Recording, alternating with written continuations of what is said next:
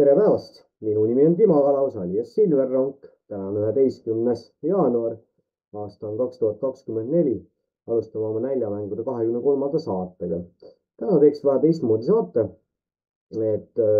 Tiit Madissoni raamatut Täieline vabariik ilma viigileheta ma teile ette täna ei loe.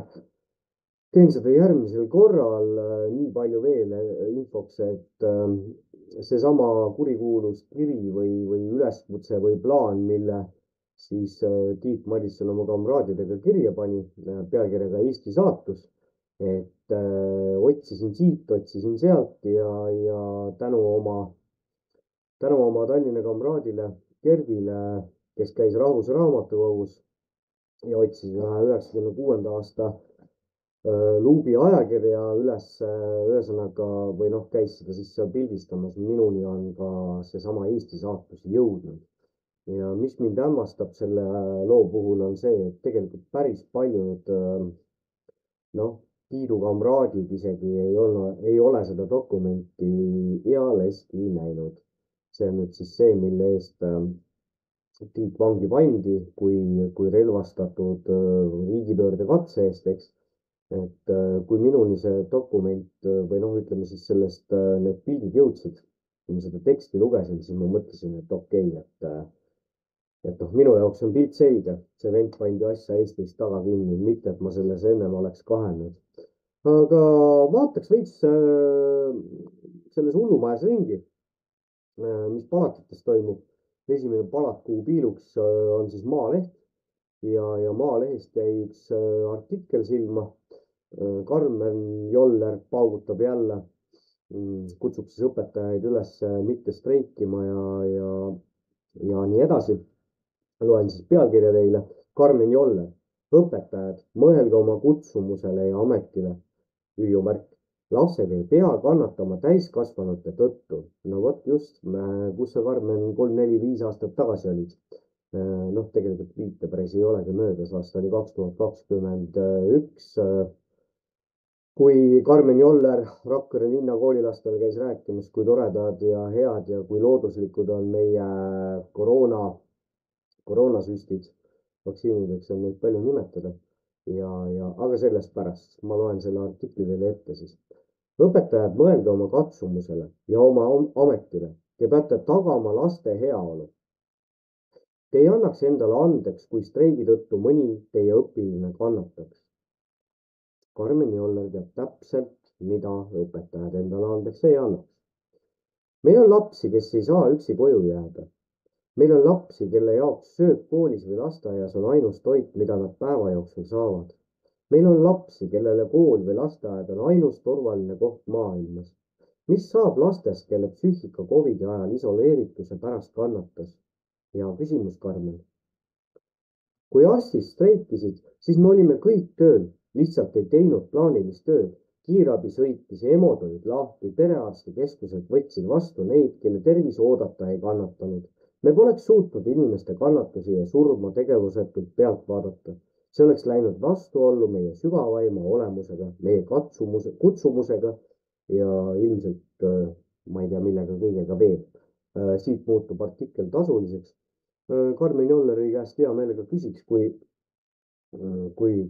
näeks, et Karmen Joller, kes seda propagandat sa seal Ameerikas eelmise aasta suvel õppimas käisidki või? Tuletaks siis meelde, millega Karmen Joller 23. novembril 2021 aastal tegeles. Võtame siis lahti Vangla planeedi, pealkiri on järgmine: tähtis perearst Karmen Joller räägib koolilastele salaja, et nad ei pea vaktsiinivastase vanema juttu kuulama. Ma panin enda YouTube'i kanalile ka, ilmselt tähelepanelikud jälgijad on juba seda ka näinud, et Peeter Proos võttis sellised vähe efektsemad ja krõbedamad tsitaadid sellest Karmen Jolleri läbi viidud või temaga kaasosalised või ütleme see, millest ta kaasa lõi selles infotunnis, et siuksed paremad tsitaadid, minge ja nautige. Nii, aga tuletame siis meelde, 23. novembril 2021 toimus Rakvere koolides üle 12-aastastele lastele infotund. Mina nimetasin seda muidugi propagandatunniks. COVID-19 leviku ja selle vastu vaktsineerimise teemadel. Infotunni korraldajaks oli Rakvere linna õpilasesindus. Ma ei ole sellest kindel. Ma ei ole selle kohta saanud mitte ühtegi tõendit, kuigi ma otsisin, uurisin. Ja ettekandjateks Terviseameti Ida regionaalosakonna juhataja Marje Muusikus ning perearst Karmen Joller. Siis ta oli veel ainult perearst, nüüd on ta ka Riigikogu liige, eks? Lugupeetud inimene. Infotund toimus Teamsi vahendusel ning sellest tehti ka salvestust, mida esialgu lubati jagada ka huvilistele.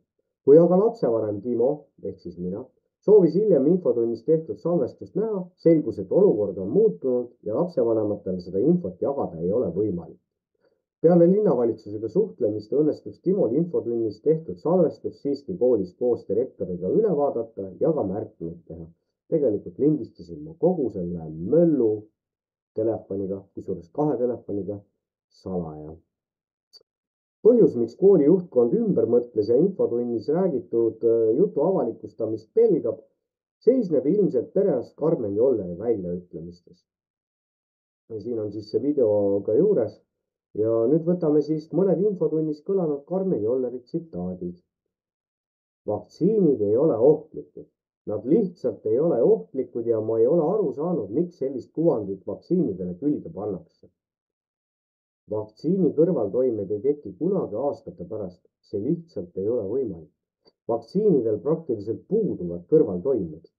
Ei ole vaja vanema nõusolekut, aga meie arstidena loomulikult kiidame alati heaks selle, kui need asjad vanematega läbi räägitakse ja tehakse koostööd. Aga kui lapsevanem on absoluutne vaktsiinivastane ja laps ikkagi soovib vaktsiini, siis tal on õigus minna perearsti juurde ja saada see vaktsiin. Me teeme selle vaktsiini ära ka siis, kui lapsevanem on täiesti vastu, et perearst seda teeb. Minu praktikas seda ette ei ole tulnud, sest ka vaktsiinivastased vanemad armastavad oma lapsi nii palju, et nad ei takista neid, kui nad tahavad teistmoodi otsustada. Arvestades, mis erakonna liini pidi Karmen Joller Riigikokku sai, siis tema peas on ka see asi kindel, et kui ikkagi lapsed soovivad näiteks sugu vahetada, Ants tahab hakata Anneks ja vastupidi, siis loomulikult need lapsevanemad, kes ikkagi oma lapsi armastavad, lasevad oma lastel teha, mis tahavad. Keha on ju lapse oma. Näed siit kohe järgmine tsitaat Karmen Jollerilt. Lapsel on õigus oma keha üle ise otsustada. Keegi keegi ei saa öelda, mida minu kehaga tehakse, ka lapsevanem mitte. Vaktsiinide kohta levitatakse süstemaatilist valet. On ka osa arste ja osa teadlased, kes valetavad lihtsalt. Näiteks Karmen Joller. Ma ei tea, milleks. Kas nad tahavad kuulsaks saada, kas nad tahavad tähelepanu, vahel on need rahalised huvid. Ja viimane tsitaat, mille siis Peeter Broos on välja toonud, on järgmine. Kui 80-aastane inimene on vaktsineerimata ja ta jääb Covidisse, siis ta sureb ära. No vot, sellist juttu käis siis meie esiarst, staararst, perearst Karmen Joller ja lugupeetud Riigikogu liige meie 12+ koolilastele rääkimas Rakvere koolides. Ma olen seda teemat tegelikult leieranud ka ennem siin näljamängudes, lihtsalt keerutamata saates, lisanud neid linke ja videosid siin oma YouTube'i kanalile. Põhjus on lihtne, Karmen Joller. See, mida sa Rakvere koolis tegid, ma võtsin su vahele ja see on sul siin kuklas terve sinu elupäevade lõpuni. Aga see selleks. No vot, selline lugu ja võtaks siis ühe järgmise teemana ERR-i artikli, mis mul täna silma jäi. See on siis Pruunsild annetas erakondadele 1 000 000 eurot on selle pealkiri. Aga enne tegelikult mul tuli üks asi veel meelde. Nii nagu ma olen öelnud, ega ma ei ole ette valmistanud, et guugeldame teiega koos ühe asja läbi. Nii, tegemist on Hannes Võrno blogiga. Kui võib-olla YouTube'is Hannes Võrno otsingusse panna, leiate ka selle Hannes Võrno poolt sisse loetuna. Üks postitus siin blogis puudutab meie staararst Karmen Jollerit pealkirjaga Varaste printsess. Ma loen selle siis teile ette, katsun seda võimalikult ilmekalt teha. Alustama pean kaugemalt, sest ma ei nõustu ilmselt iialgi lõpuni väitega, et üks pilt ütleb rohkem kui 1000 sõna. See, nagu ka enamus muust tõest siin ilmamaal, on ennekõike siiski sõltub loojalt saadud annetest.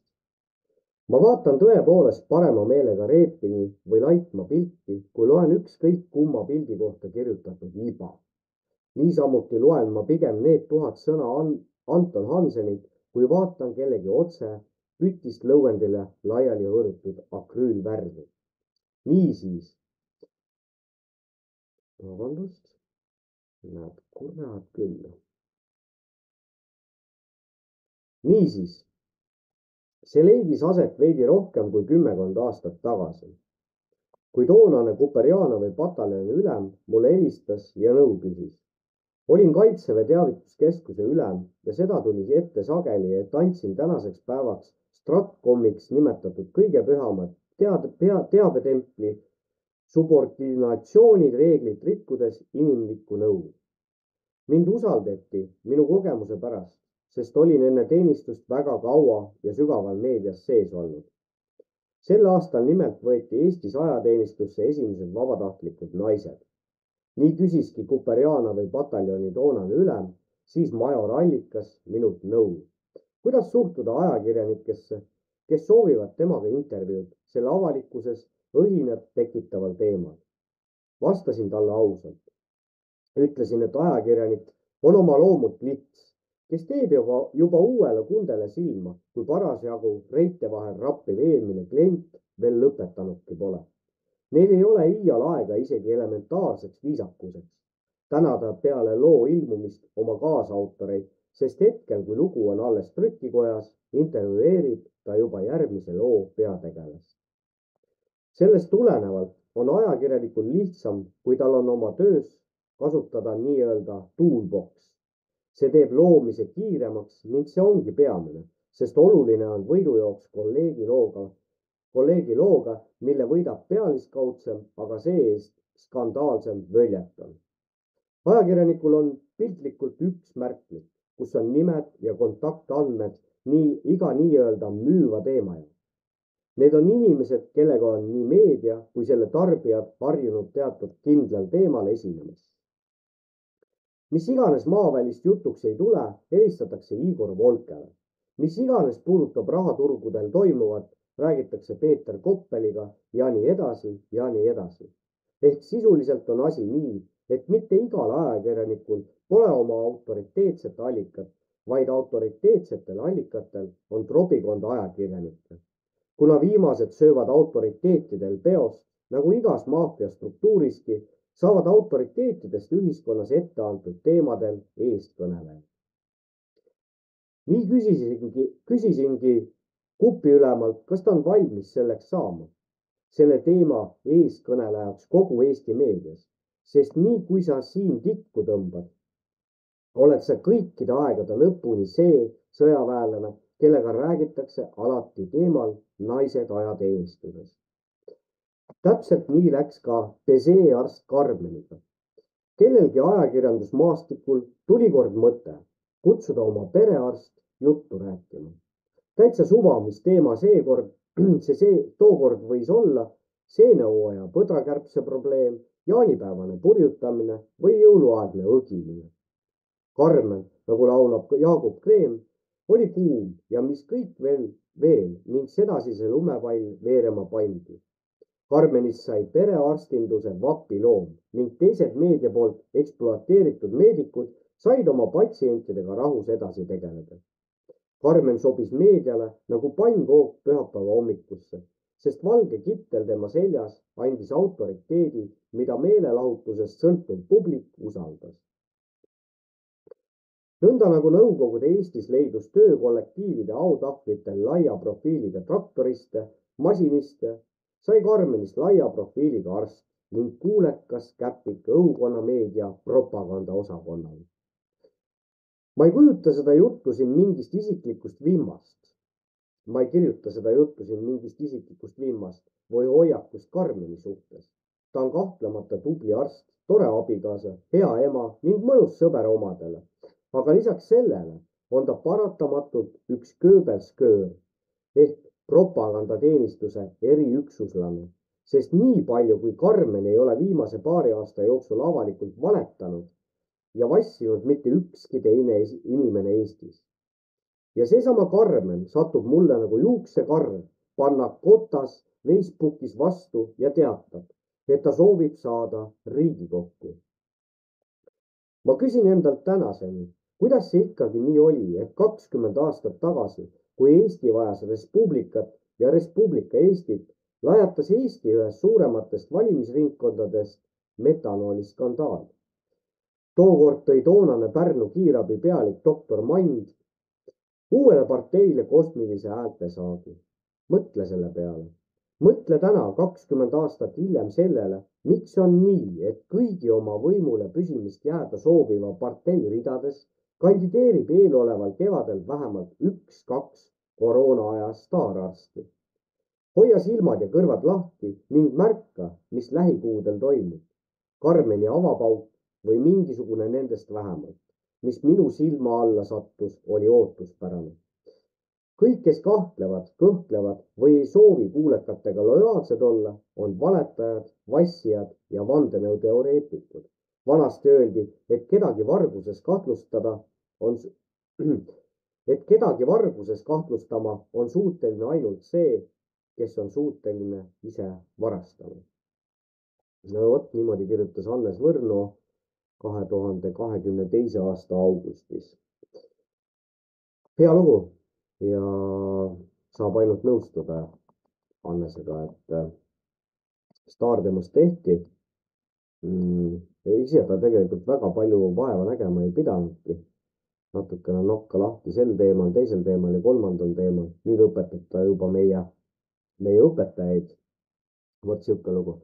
Ma tahtsin vahemärkusena veel öelda ka seda, et ma mingi aeg lõpetasin ära linkide panemise oma saate tutvustusse ja ka kommentaaridesse, sellepärast need lihtsalt kustuvad ära. Ma ei tea, AI tegutseb ilmselt ja need kustuvad ära, mul ei ole mõtet lihtsalt seda vaeva näha. Et te peate neid teemasid, kui need teemad teid kõnetavad või huvitavad, siis ise üles otsima, et soovitan kuulata ka viimast Pildiraadio saadet. Selle ma panin ka oma YouTube'i kanalile, et seal on ka natukene nendest teemadest juttu, et kuidas tehisintellekt siis teatud kanaleid ära peidab ja neid noh, ütleme selliseid alternatiivseid saateid siis ära kustutab lausa. nii, aga lähme selle Pruunsilla juurde siis.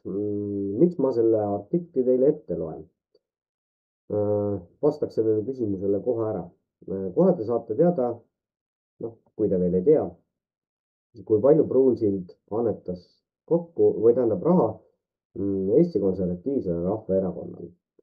ja nagu te kõik teate, siis Mait Kalamus, Ameerika EKRE osakonna juht, kogub hetkel raha, et Eesti riik e-valimiste pärast kohtusse kaevata. kokku on vaja, nagu ma saan aru, siis esialgu, et asjad liikuma panna, 100 000 eurot. ja kui Pruunsild annetas erakondadele kokku 1 000 000 eurot, siis Eesti Konservatiivne Erakond sai sellest, kogu sellest summast 300 000 eurot. nüüd ma püstitan siis küsimuse. Mis teil seal EKRE juhtkonnas viga on, et ei saa seda raha Maidile anda, et panna asjad käima? Sest te teate, miks te olete täna opositsioonis. Te teate, miks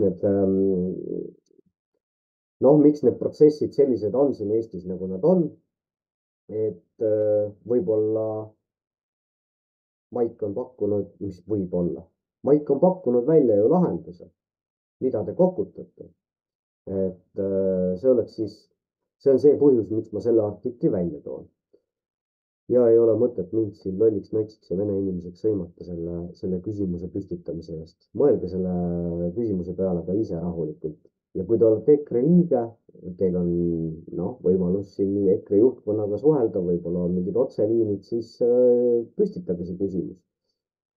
Vot nii, ühesõnaga, ettevõtja Parvel Pruunsild annetas 2023. aastal erakondadele kokku täpselt 1 000 000 eurot, millest 700 000 eurot annetas ta Isamaale ja 300 000 eurot EKRE-le. Pruunsilla kogu annetus võinuks veelgi suurem olla, kui sisemistes vastuoludes olnud Keskerakond otsustas tema 300 000 euro suuruse annetuse tagastada. Suuruselt teise annetuse tegi ettevõtja Raul Kirjanen, kelle annetatud 200 000 eurot läksid kõik parlamendivälisele erakonnale Parempoolsed. No nemad on need, kes siis ajakirjanduse ja kõikvõimalike, kuidas ma neid struktuure nimetan siin, igasugused poliitilised ringkonnad, kes on koalitsioonis olnud, need on need peamafioosad, prokuratuurid ja asjad, et ühesõnaga nende abiga ilmselt siis Parempoolsed järgmine kord, kui Riigikogu valimised on, suure tõenäosusega saavad Riigikokku sisse, sellepärast et selleks ajaks on Eesti 200 täiesti laostunud. Sellest erakonnast ei olnud enne valimisi mitte midagi, nad ei ole täna mitte keegi ja nad ei ole järgmiseks korraks, nad ei ole võimelised enam. Muidugi jah, siin on see e-valimiste võitsimine ja see, et võib-olla näpuotsaga midagi antakse 5, 6, 7 häältega. Aga suure tõenäosusega Eesti 200 jookseb laiali olemasolevatesse erakondadesse ja Parempoolsed saavad Riigikokku. Tehke endal selgeks, kes Parempoolseid juhivad, vaadake neid seoseid, vaadake neid liine. Et mõelge siit ise edasi. Ettevõtja Eesti 200 liige Priit Alamäe annetas 155 800 eurot, mis kõik läksid tema koduerakonnale. 150 000 eurot annetasid ettevõtja Aivar Linnamäe ja Joakim Helenius. Linnamäe annetusest läks 100 000 Isamaale ja 50 000 Reformierakonnale. Vaadake, kus vendadel on pappi, jah. Heleniuse 150 000 läks kõik Eesti 200-le, mille eest Sasto. 130 000 eurot erakondadele annetas ettevõtja Margus Vanaseia. Sellest 90 000 eurot annetas ta Reformierakonnale ja 40 000 eurot Sotsiaaldemokraatlikule erakonnale, Mustale Surmale. Pankur Rain Lõhmus annetas 125 000 eurot ja seda ainult Parempoolsetele. Ülejäänud aasta jooksul tehtud annetused jäid alla 100 000 euro. Sten Tamkivi, Taavet Hindrikus ja Oleg Gross annetasid kõik 85 000 eurot. Siin ei ole välja toodud, kellele siis Tamkivi, Taavet Hindrikus ja Oleg Gross raha annetasid, aga vaevalt et EKRE-le. Kokku annetati erakondadele üle 4,9 miljoni euro, kuid selles arvus ei sisaldu EKRE-le tehtud 4. kvartali annetused. 8 inimest annetas erakondadele igaüks 1 euro. Võiks ikka. Aastaga kogus enim annetusi Isamaa. Kui võtta kokku kogu 2023. aasta, siis kogus enim rahalisi annetusi Isamaa. Opositsiooniparteid toetati ainsana enam kui 1 miljoni euroga ehk täpsemalt kokku 1 miljoni 74 034 euroga. Nagu eelpool mainitud, siis 700 000 eurot sellest tuli Parvel Pruunsillalt. Teisel kohal aastases võrdluses oli Reformierakond 820 364 euroga ja kolmandal Eesti 200 napilt väiksema summaga ehk 815 517 eurot. Parempoolsed kogusid aastaga 712 292 eurot annetusi ja sotsiaaldemokraadid ehk Must Surm 702 489 000 eurot. Ja Keskerakonnal õnnestus koguda 280 968 eurot annetusi. EKRE-le laekus aasta 3 esimese kvartaliga annetusi kokku 431 675 eurot. Mait Kalamusel on vaja 100 000 eurot, et panna asjad liikuma. Eurot ehk kogu summa tuleb suurem. Ja siin on siis ERR-is välja toodud ka tabelid, kes kui palju, kellele, aga see milleks, seda pole siin välja toodud. Küll nad ise teavad, mille eest. Aga vot sellised lood, nii et rahad liiguvad ja äri käib. Nii, mul on siin üks uute uudiste tänava artikkel ees. See vist on täna jah, 11. Varro Vooglaiu koha pealt siis koalitsioon hääletas igati mõistliku ja elulise eelnõu tuimalt maha. Täna lõpuks jõudis Riigikogu ette esimeseks lugemiseks EKRE saadiku Varro Vooglaiu esitatud perekonnaseisutoimingute seaduse muutmise seaduse eelnõu, mis sai parlamendi menetlusse esitatud juba 10. mail eelmisel aastal. Varro Vooglaid sõnas eelnõu tutvustades, et see on vajalik selleks, et lõpetada olukord, kus kodus või mujal väljaspool tervishoiuasutust sündinud lapsi ei saa registreerida, ilma et vanemad peaksid läbi tegema ebamõistlikult koormava menetluse. Tegu on õigusliku lüngaga, mis saaks käesoleva eelnõu vastuvõtmisega kõrvaldatud, märkis ta. Vooglaid ütleb, probleem on tõesti reaalne. Sellele on teravas toonis tähelepanu juhtinud teiste seas juba rohkem kui 2 aastat tagasi ka saade Pealtnägija, kus toodi esile mitme perekonna lugu, kes on selle õigusliku lünga tõttu jäänud süsteemi hammasrataste vahele ja saanud koheldud viisil, mida ei saa mitte kuidagi pidada riigi vaatepunktist väärikaks, viisil, millisel ei tohiks riik oma kodanikke kohelda. Minge tutvuge selle artikliga, aga 3 asja. Pealtnägija on välja toodud siin, ma saan aru, miks Varro selle välja toob. Pealtnägija ei ole ammu juba mingisugune autoriteetne saade. Teiseks see, et probleem on õhus või probleemile juhiti siis läbi selle Pealtnägija saate tähelepanu juba 2 aastat tagasi, nii et 2 aastaga pole sittagi muutunud ja nüüd lükati ka see seaduseelnõu tagasi. Tublid. Ja kui Varro peaks seda saadet nägema või kui keegi tunneb Varrot, kes seda saadet vaatab, öelge Varrole edasi. Meil ei ole siin Eestis, või teil seal Riigikogus, opositsioonil ei ole enam seaduslikult võimalik mitte kuidagimoodi asju siin riigis muuta. No ei ole. Lihtsalt sulle teadmiseks, aga ma arvan, et tegelikult Varro on piisavalt tark, et teab seda isegi. Vot sellised lood, aga teate, kui me siin juba valimistest rääkisime, üks artikkel jäi mul silma Telegramist, see on 9. jaanuaril üllitatud, eile rääkisin siin oma kamraadiga juttu telefoni teel, siis päris mitmed ei olnud sellest mitte midagi kuulnud ja see oli ka üks põhjus, miks ma täna mõtlesin, et ma teen näljamängud oma tavapärases formaadis ja raamatut ei loe. Et loen selle siis teile siin ette, et võib-olla kellelgi on veel kahe silma vahele see asi jäänud.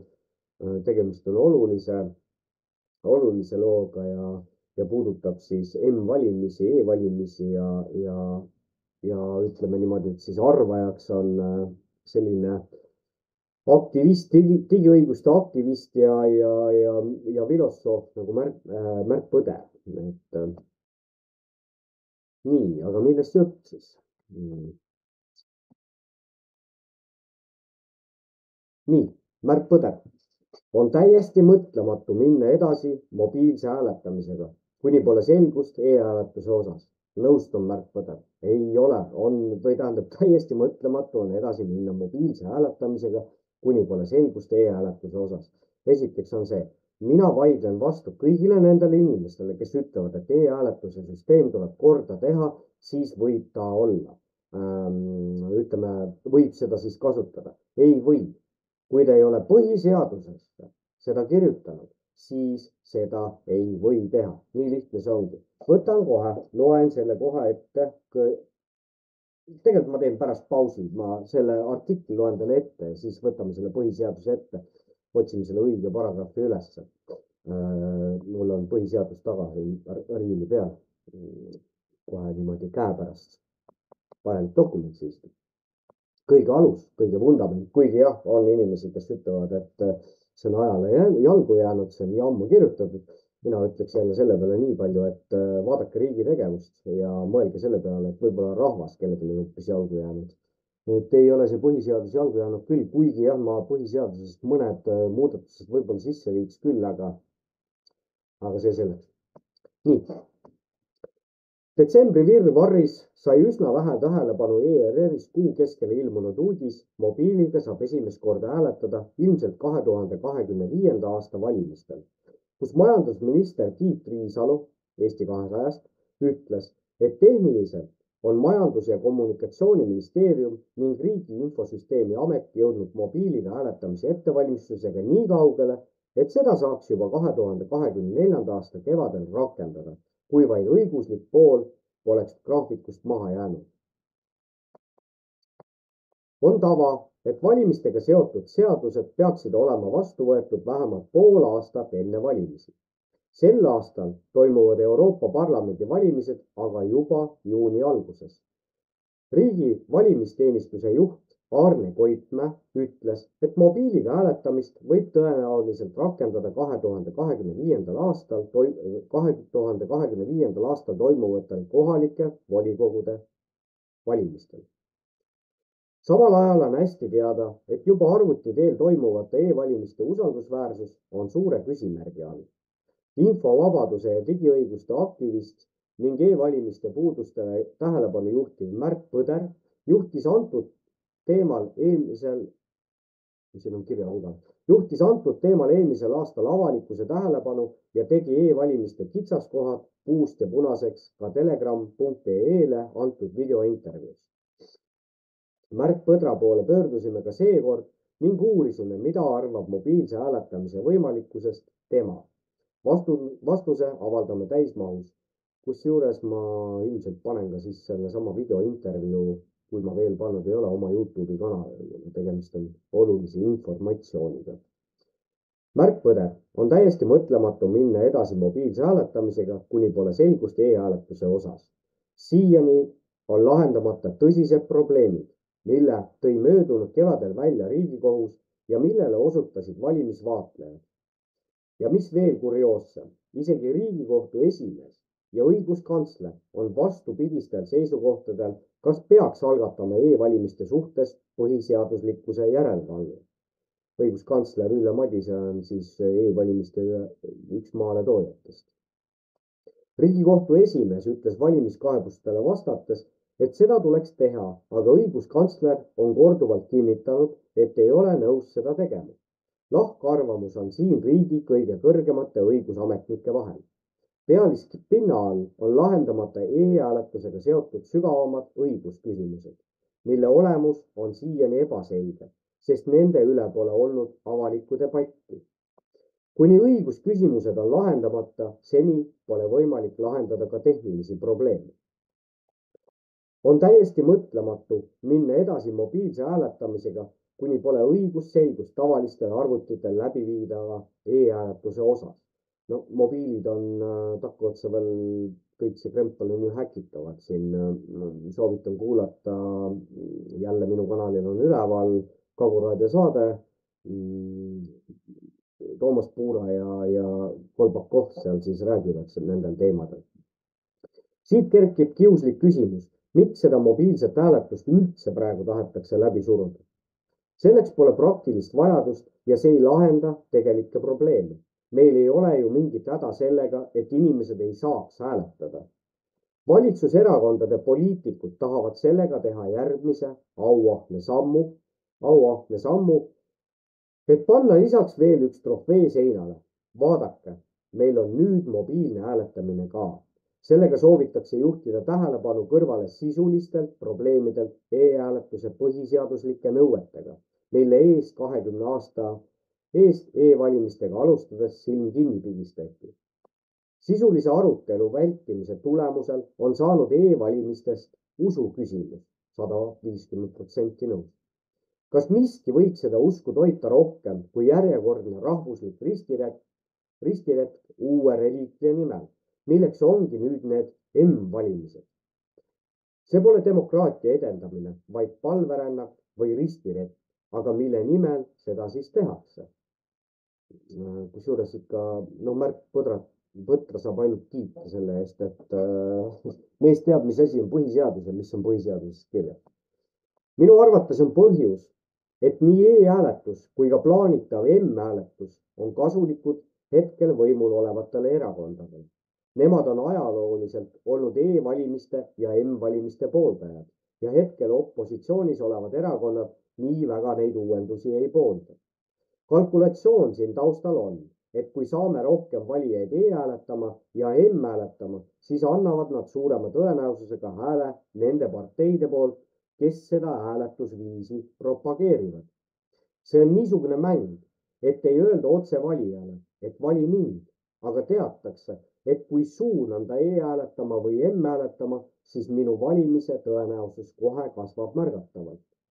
See on samasugune valimistulemuste enda kasuks pööramine, nagu on olnud igasugused valimisringkondade piiride nihutamised. Ja niisamamoodi üritatakse ka saada oma selja taha rohkem M-valijaid. Tegelikult on see valijaga manipuleerimine, mitte sisuline valija enda poole võitmine. Eriti problemaatiline on seejuures, et seda kampaaniat uue valimisviisi propageerimiseks pannakse toetama riiklikud asutused ja seda tehakse meie ehk maksumaksjate rahaga. M-valimiste täiendavaid ohte on välja toonud needsamad ametnikud, kes uut hääletusviisi on arendanud, aga peamine küsimus on, kui palju me võime usaldada neid suuri hiide, kelle keskkondades need mobiiltelefoni rakendused töötavad. Kuna e-hääletus pole sisuliselt vaadeldav ja valimistulemuse korrektsust ei saa kontrollida, siis M-hääletamine vähendab läbipaistvust veelgi. Kui e-hääletuse tulemusi võltsitakse, siis pole meil praegu ühtegi head võimalust sellest teada saamiseks. Tahetakse, et lihtsalt lepiksime sellega, aga see pole inimlikult võimalik. Kuni taandame e-valimisel usu küsimuseks ega aruta asju sisuliselt, seni probleem ainult kasvab, kuni see lõpuks plahvatab. See on hullumeelne totalisaator, mis on ajendatud soovist, et ehk saab niiviisi veel veidi rohkem hääli, sest seni on ju saanud. Aga tegelikult me ohustame sellega demokraatiat, kui niisugustel õiguslikel savijalgadel valimisi aina laiendame ja siiani eksisteerivaid probleeme ei tahagi lahendada. No nii, kraapisin vahepeal riiuli pealt alla siis Eesti Vabariigi põhiseaduse. Loen teile ette paragrahv 60. Riigikogul on 101 liiget. Riigikogu liikmed valitakse vabadel valimistel proportsionaalsuse põhimõtte alusel. Valimised on üldised, ühetaolised ja otsesed. Hääletamine on salajane. Hääletamine on salajane. Riigikogusse võib kandideerida iga vähemalt 21-aastane hääleõiguslik Eesti kodanik. Riigikogu korralised valimised toimuvad märtsikuu esimesel pühapäeval 4. aastal, mis järgneb Riigikogu eelmiste valimiste aastale. Kordan, paragrahv 60 Eesti Vabariigi põhiseadus. Riigikogu korralised valimised toimuvad märtsikuu esimesel pühapäeval 4. aastal, mis järgneb Riigikogu eelmiste valimiste aastale. Riigikogu erakorralised valimised toimuvad põhiseaduse paragrahvides 89, 97, 105 ja 119 ette nähtud juhtudel vähemalt 20 ja hiljemalt 40 päeva pärast valimiste väljakuulutamist. Riigikogu valimise korra sätestab Riigikogu valimise seadus. No vot, selline lugu, mis te ütlete selle peale, eks? Tegelikult on nii, et see kuradi süvariik, riigimaafia või allilm, jumal teab, kes korraldab neid asju nii, nagu neile kasulik ja kogu see kuradi e-valimiste värk. Mul on endal selline sisetunne, et see, vabandust väljenduse pärast, aga kogu see pask, see kaardimaja hakkab vaikselt kokku hukkuma. Nüüd ongi vaja Mait Kalamus, ütleme, see projekt ellu viia ja aidata tal nende asjadega lõpuni minna. Et ma ei ütleks ainult, et Mait Kalamus seda teeb, meie saame seda teha, meie kõik koos, kes me ei nõustu põhiseaduse rikkumisega ja valimiste võltsimise. No ühesõnaga me ei nõustu kuriteoga, riikliku kuriteoga, eks. Et meil on vaja see asi ikkagi viia nii kaugele, et me saame siis need vajalikud kohtuinstantsid läbi käia, Euroopa Kohus ja Veneetsia komisjonid ja kõik need asjad, mis meil siin on, et asi on vaja nii kaugele viia. Nii et ühesõnaga, EKRE poisid, davai, rahakoti rauad lahti ja unustage ära kõik need kuradi Postimehe reklaamid, Delfi reklaamid ja Õhtulehe reklaamid, Kanal 2, TV3 ja ERR-id, unustage need ära, nendel ei ole vaja raha maksta. Praegu on Maigil raha vaja, et see asi lõpuni viia. Vot selline lugu on sellega siis. Vot, ja kui te soovite Märt Põdra kohta või tema arvamuste kohta nagu rohkem teada saada, siis otsige üles selline leht nagu Üks Tartu Krants. Ja kui te seda guugeldate, siis ühesõnaga siin ta siis seletab neid asju lahti, mis probleemid meil e-valimistega on ja nii edasi. Teiseks vihjeks on siis see, et on Nõmme raadio lehel on eraldi koht siin, vot näete, Rahvaraadio Selts. Siin on päris palju huvitavat informatsiooni, aga seda kõike tuleb nüüd endal lugeda, et seda ei ole sisse loetud. Ma siin eelmine nädal või millal ma tutvustasin teile raamatut Ahvist kodanikuks või vastupidi, siin on ka tegelikult täispikkuses PDF-failina see raamat tekstina olemas, nii et kes endale tellida ei raatsi, siis saab sealt lugeda. Aga siit Rahvaraadio Seltsist leiame ka ühe sellise, noh, kuidas öelda siis, ühe sellise kirjakese. Siin on siis nüüd e-valimiste kohta toodud ühte, teist ja kolmandat välja, et seesama Smartmatic Kybernetica Center, et tema füüsiline asukoht on Ülikooli 2. Kuigi nad nimetavad oma veebis ennast läbivalt Center of Excellence, siis registripäring näitab, et tegu on eelkõige siiski lihtsalt OÜ-ga. Siin on siis viited juures, Smartmatic, Kybernetica. Just see OÜ oli märgitud viimase Eesti e-hääletuse Europarl 2019 valija rakenduse autoriks, millele reageeris ka Postimehe ajakirjanik Aivar Pau. Jälle viide juures, saab ise tutvuda. Nagu artiklis selgub, omab Smartmaticu Hollandi alamfirma keskuses 60% osalust. Aktsiaselts Kyberneticale kuulub 40%. Seejuures on huvitav, et Smartmaticul on firmasid mitmel pool maailmas, kuid Eestit nende hulgas mainitud pole. See pole aga takistanud Smartmaticul oma uudiste rubriigis välja tuua, et ja siin on siis nüüd ingliskeelne tekst, mida ma teile ette lugema ei hakka, aga kokkuvõte on kohe selle teksti all. Niisiis väidab Smartmaticu koduleht, et nende allasutus nagu see tegelikult ongi, arendas välja Eesti e-valimiste kasutusel oleva platvormi. Seda ei kinnita aga otseselt Vabariigi Valimiskomisjon, kelle esindaja Pau artiklis rõhutab, et nemad ajavad asju rangelt ainult hanke võitnud aktsiaselts Kybernetikaga. Muuseas, ka nende hangete kohta on mulle jagatud pehmelt öeldes korruptsiooni järele lõhnavat infot. Hoopis huvitavaks läheb pilt aga siis, kui Smartmaticu kodulehel veel natukene ringi vaadata. Nimelt selgub nende veebi alamsektsioonis Facts about Smartmatic. Proovin siis kohe otsa siit tõlkida, et Georg Soros ühesõnaga ei ole omanud mitte iial siis osalust selles Smartmaticus ja et ta ei ole kuidagimoodi seotud selle Smartmaticuga, eks. Ja tegelikult on see lord endine ÜRO arenguprogrammi administraator ja Maailmapanga asepresident. Wikipedia andmetel aga hoopis tihedamini Sorosega seotud, kui Smartmatic seda paista laseb. Jutt käib siis lord Mark Malloch Brownist, et võtame, viskame selle nimega korra siis ise Wikipediasse, vaatame, mis Tegelinskiga tegemist on. Saame siit kohe Google'i tõlke ka peale, et ei peaks hakkama siin inglise keelt kurssima, aga millegipärast ta ei tõlgi ära. No ühesõnaga ise uurige siit nagu edasi, et mis vennaga tegemist on, onju. Ja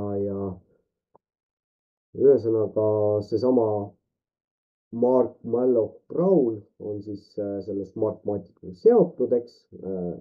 Sorose osalus selle firmaga, seda seotust siis nagu eitatakse. Ja siis see lord on endine ÜRO arenguprogrammi administraator ja Maailmapanga asepresident, Wikipedia andmetel aga hoopis tihedamini Sorosega seotud, kui Smartmatic seda paista laseb. Siin on jälle inglisekeelsed tekstid ja viited juures. Niisiis on Smartmaticu esimees Sorose best friend lord, aga Smartmatic pole mitte sugugi tavaline e-tehnoloogia startup. Vähe on neid inimesi Eestis, kes teavad, et meie e-valimisi programmeerib mitte sugugi Euroopast ega Ameerikast, vaid Venezuelast pärinev ettevõte, kust on pärit ka ettevõtte asutaja Antonio Mugica või kuidas teda siis hääldada. Tuleb minna ajaloos tagasi aastasse 2004, kui Venezuela opositsioon tahtis avaldada umbusaldust toonasele presidendile Hugo Chavezile. Kusjuures seesama lord Brown, toona ÜRO arenguprogrammi juht, pakkus välja opositsiooni ja Chaveze läbirääkimiste vahendamise ning umbusaldusreferendumi vaatlemise UNDP vaatlejate poolt. Just siis ilmuski radarile nagu seen peale vihma tehnoloogia startup Smartmatic, kes kohe võitis ka 130 miljoni USA dollari suuruse riigihanke valimiste läbiviimiseks. Smartmaticu idee seisnes selles, et valimispülletäänid on ajast ja arust ning mõistlikum on valimised läbi viia turvaliste hääletusautomaatidega. Nagu võid isegi arvata, kukkus Chavezi umbusaldamine läbi. Kuigi opositsioon tulemusi ei usaldanud, siis lord Browni vaatlejad rikkumisi ei tuvastanud. Sellest ajast on Smartmaticu areng olnud võimas edulugu. Nad on korraldanud valimisi USAs, Filipiinidel, Aafrikas, Armeenias, Brasiilias, Eestis ja mujal. Kontorid asuvad üle maailma, sealhulgas Pakistanis ja Afganistanis. Hästi turvalised piirkonnad. Tõsi, väga tihti on Smartmaticu automaatide paigaldamist ja rakendamist saatnud ka skandaalid ja võltsimiskahtlused. Ossa kurat. Seejuures on Smartmaticu tegevuse hämara alguse ning Chaveze umbusaldamise läbikukkumise vastu huvi tundnud ka USA saatkond Caracases. Nende raporti on avalikuks teinud Wikileaks ja sellega saab vabalt tutvuda. Jälle viide juures. Loomulikult tekib küsimus, miks on vaja Eestil taolise kahtlase ettevõttega tegemist teha. Ausat selgitust, miks see niinimetatud Center of Excellence 2014. aastal asutati, leida ei ole. Toonane ametlik pressiteade on väga üldsõnaline. Välisinvesteeringuga Eesti kõrgtehnoloogia sektorisse aitab maailma suurim valimissüsteeme ja teenuseid pakkuv ettevõte eestlaste kodumaist interneti hääletamise süsteemi veelgi edasi arendada ning neid lahendusi globaalselt eksportida. Smartmaticu tegelik huvi võib minna ajas tagasi 2000. aastate algusesse, kui rajati e-valimiste valitsuse akadeemia ning isegi veel varasemasse avatud Eesti fondi. On vähe teada, et e-valitsuse akadeemia rajamisel olid partneriteks ÜRO arenguprogramm Lord Brown ja avatud Eesti fond Georg Soros.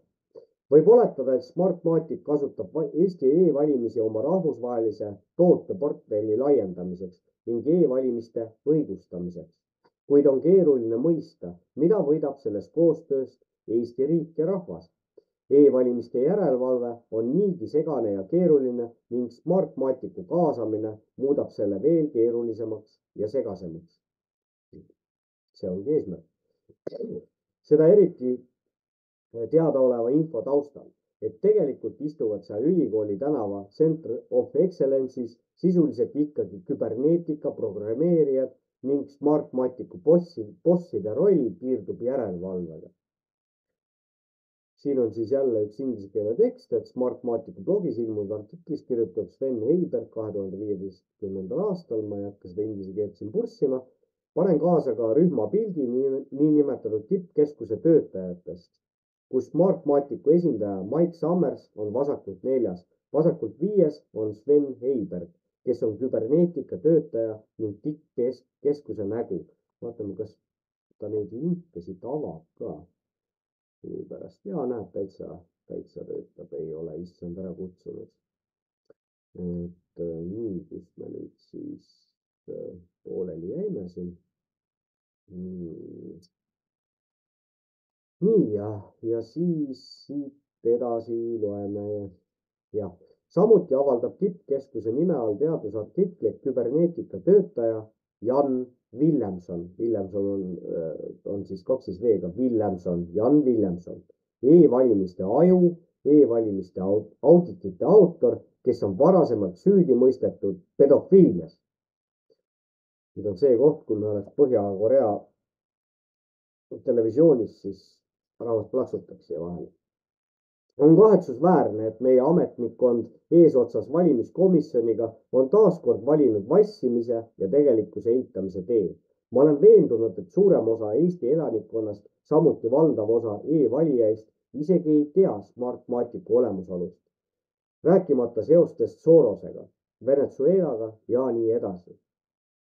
Selle Jan Villemsoni koha pealt veel nii palju, et sellest on siis kirjutanud ajaleht Pealinn. Et mitte Delfi ega Postimees, jumala eest teile. Meile räägitakse muinasjuttu, et e-valimiste eest vastutab Vabariigi Valimiskomisjoni poolt ametlikult nimetatud hankija aktsiaselts Küberneetika. Juhul kui osutub tõeks, et see niinimetatud tippkeskus maksab palka Eesti e-valimiste programmeerijatele, siis oleme silmitsi järjekordse skandaaliga, kus oleme rehepappi tehes eetika ja ökonoomia lootusetult sassi ajanud. Paralleelid Ragnar Nurkse instituudi afääriga on ilmsed. Veelgi enam, e-valimised on juba niivõrd massilised, et nende läbipaistvus, ausus ja kontrollitavus on riiklikku suveräänsust määravad küsimused. Kes selle teksti autor on, seda mina ei tea, minu käest seda küsige. Ühesõnaga otsige üles Nõmme raadio alt siis Rahvaraadio Selts ja minge tutvuge selle infoga, saate kõike neid linke ise avada, seoseid luua ja siin on ka muud, no siin seda kraami on, et muideks siin on ka Tiit Madissoni raamat Holokaust täispikkuses saadaval, kellele huvi pakub, et siis saab siit selle kätte. Vot sellised lood. Nii, e-valimiste koha pealt esialgu kõik. Mis puudutab, ma siin ennem rääkisin ka sellest, et Pruunsild toetas siis erakonda Isamaad. Nüüd siin, kui ma seda e-valimiste jama ette teile lugesin, tuli meelde ikka see ERR-i esimene stuudio enne valimisi, kuidas isamaalane Urmas Reinsalu siis põrkas Martin Helmele peale, et mis sa ei usalda Eesti riiki, mis sa ei usalda Eesti valimisi, eks, et nüüd mõelge kogu selle kuradi toetuse peale, mis Urmas Reinsalul ja Isamaal on. Tegelikult on nad kõik selle kuriteo kaasosalised. Nad on kõik selle kuriteo kaasosalised. Et ma siin rääkisin eile oma kamraadiga, ehitusel on praegu väga sitad lood, tööd eriti ei ole, ise istun ka kodus, et kui ennem 7-8 tundi päevas kulus töö tegemisele, siis nüüd kulub see 7-8 tundi päevas töö otsimisele. Et päris keeruline, ühesõnaga eile helistasin kamraadile, kellel samasugune seis on ja uurisin siin, et kuidas ja mis edasi. Ja noh, nagu ikka läheb see jutt poliitika peale ka ja kamraad hakkab siis rääkima seda, et jah, et nüüd oleks hädasti vaja seda, et Isamaa saaks võimule, et Isamaa lubas seda, teist ja kolmandat teha. Aga vaadake, selle usuga on niisugune lugu, et ega mina ei saa sellelt inimeselt seda usku ära võtta, las ta loodab, usub. Et noh, on inimesi, kellel on vaja trepikäsipuud või millestki kinni hoida, et see on täpselt nagu see Pildiraadio saade, mille ma siia oma YouTube'i kanalile üles olen pannud, et on inimesi, kes ütlevad, et neid see piiblist ja jumalast rääkimine, need kohad häirivad. Et ma siin jälle ühele kamraadile selgitasin seda, et vaata igaüks vajab seda, et millest kinni hoida ja kui see, millest kinni hoida on nende saate tegijate jaoks, noh, neil on see olemas, siis meil ei ole võib-olla õigust siis, noh, mis võib-olla, meil ei olegi õigust seda kritiseerida või hukka mõista. Aga no eestlase on üldse selle piibliga seoses nii, et kui sa ütled usk Jumal või piibel, siis tõmbab krampi ära ja, aga noh, mis teha, 50 aastat Nõukogude Liitu, nii nagu maailma valitsejatel plaanis oli, kuidas korraldada esimene maailmasõja ja mis on eesmärk, kuidas korraldada teine maailmasõda, mis on eesmärk ja siis ka kolmas maailmasõda. Plaanides on ka kirjas siis juutide ja moslemi maailma võitlus ja milleni see viima peab. Aga jah, mis ma tahan öelda nüüd oma pläustiga on jah see, et need inimesed, kes nagu selle Isamaa peale loodavad täna, et üldse nende erakondade peale lootmine, et see on tegelikult kurjast, aga see 30 aastaga on see süsteem nii kavalalt loodud, et kui sa hakkad rääkima mingitest lahendustest või suurematest muutustest Eesti ühiskonnas, mida oleks vaja teha, siis ikka me jõuame tahes-tahtmata selleni, et vot, et me vajame seda erakonda, teist, kolmandat, neljandat erakonda või loome veel mõne erakonna juurde. Et see tegelikult on nii loll ja kui me räägime põhiseadusest, noh, see ajale jalgu jäänud raamat, siis noh, ma siin ühes saates olen see küsimuse püstitanud, et kordamine on tarkuse ema. Mitu korda esineb Eesti Vabariigi põhiseaduses sõna erakond? Nüüd vastake iseendale ausalt ja siis minge kontrollige järele, et nii on. Vot sellised asjad, aga võtame paar asja veel siit. Rahvusvaheliste tervise-eeskirjade plaanitavad muudatused käivitaksid ohtliku WHO juhitud ülemaailmse tervishoiubürokraatia. Telegrami artikkel eile ilmunud. Eesti Vabariigi parlamendi liige Varro Vooglaid avaldas eelmise aasta detsembri keskel objektiiv.ee olnud saates Fookus arvamus, et opositsioonisaadikul ei ole rohkem mitte midagi võimalik teha, kui inimesel tänaval selleks, et muuta Eesti poliitikat WHO suunal. Et mida siis opositsioonisaadik peaks saama teha, saad sa mulle öelda, küsis ta. Vähim, mida rahvasaadik saab selles asjas teha, on viia WHO plaanitavate muudatustega kurssi parlamendisaadikuid, terviseministrit ja peaministrit veel kord puust ja punaseks, mida pandeemialeping endast kujutab ja millised muudatused plaanitakse jõustada. Covidi eriolukord andis Maailma Terviseorganisatsioonile WHO ja selle partneritele pehme jõude rahvatervise õiguse ja poliitika kujundamiseks kogu maailmas. Alates 2022. aastast on WHO kõvasti pingutanud, et konsolideerida ja laiendada oma võimu rahvatervise hädaolukordade väljakuulutamiseks ja haldamiseks ülemaailmsel tasandil. WHO pandeemia kokkulepe, mida plaanitakse. Selle konsolideerimise peamised vahendid on WHO pandeemialepe ja mitmed kaugele ulatuvad muudatused olemasolevates rahvusvahelistes tervise-eeskirjades. Nii rahvusvaheliste tervise-eeskirjade muudatuste kui ka uue pandeemia kokkuleppe jõustamise tähtaeg on 2024. aasta mai. Polegi enam palju minna. Pandeemialeppe kavandatud teksti ja rahvusvaheliste tervise-eeskirjade kavandatud muudatustega on plaanis luua õiguslik ja rahaline alus keeruka rahvusvaheliselt koordineeritud bioseire režiimi tekkeks ning tugevdada märkimisväärselt Maailma Terviseorganisatsiooni autoriteeti suunata ja koordineerida rahvusvahelist reageerimist ülemaailmsetele ja piirkondlikele rahvatervise ohtudele. Siiani ei ole antud ammendavat selgitust, miks WHO otsustas pidada läbirääkimisi eraldi pandeemialepingu üle, mis kattub olulisel määral esitatud rahvusvaheliste tervise-eeskirjade muudatustega. Igal juhul sisaldab enamik kaugele ulatuvaid muudatusi ülemaailmsetes tervise-eeskirjades juba rahvusvaheliste tervise-eeskirjade muudatuse ettepanekutes, nii et sellele me siin keskendumegi. Isegi kui WHO-le ei õnnestu uut pandeemialepingut vastu võtta, oleksid rahvusvaheliste tervise-eeskirjade kavandatud muudatused iseenesest piisavad, et anda WHO-le volitused operatsiooni suunamiseks tingimustes, mida WHO peab rahvusvahelise tähtsusega rahvatervise hädaolukorraks. Käsin poon ja lasen. WHO soovib, et rahvusvaheliste tervise-eeskirjade muudatused viidaks lõpule õigeaegselt järgmise aasta Maailma Terviseassambleeks, mis on kavandatud 27. maist 1. juunini 2024.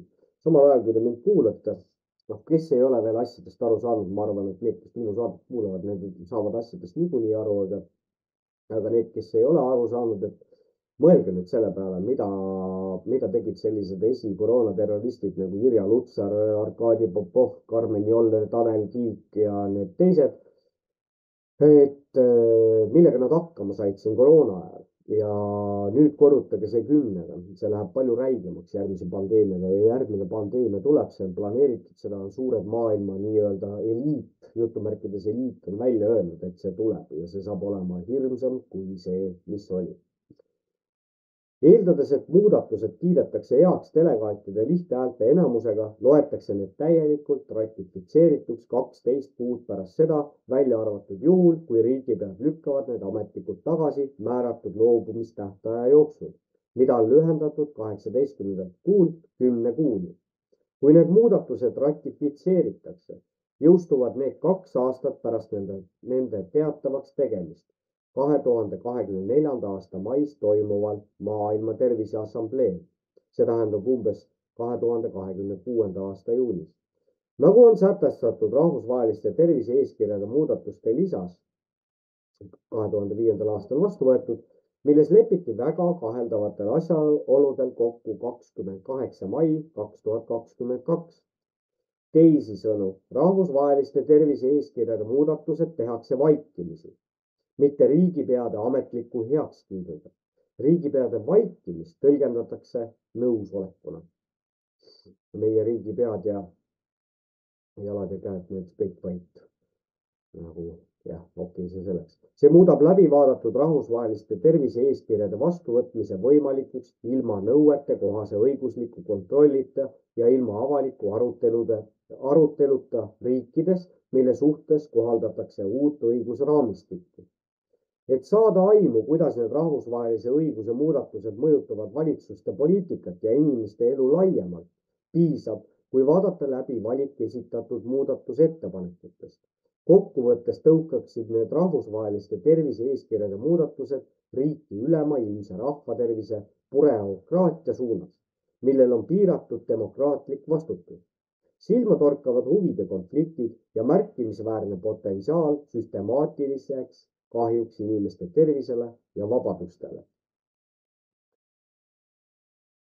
Allpool käsitletud muudatused pärinevad WHO veebilehel asuvast 46 leheküljelisest dokumendist, mille kohaselt on esitatud rahvusvaheliste tervise-eeskirjade kavandatud muudatuste artiklite kogumik.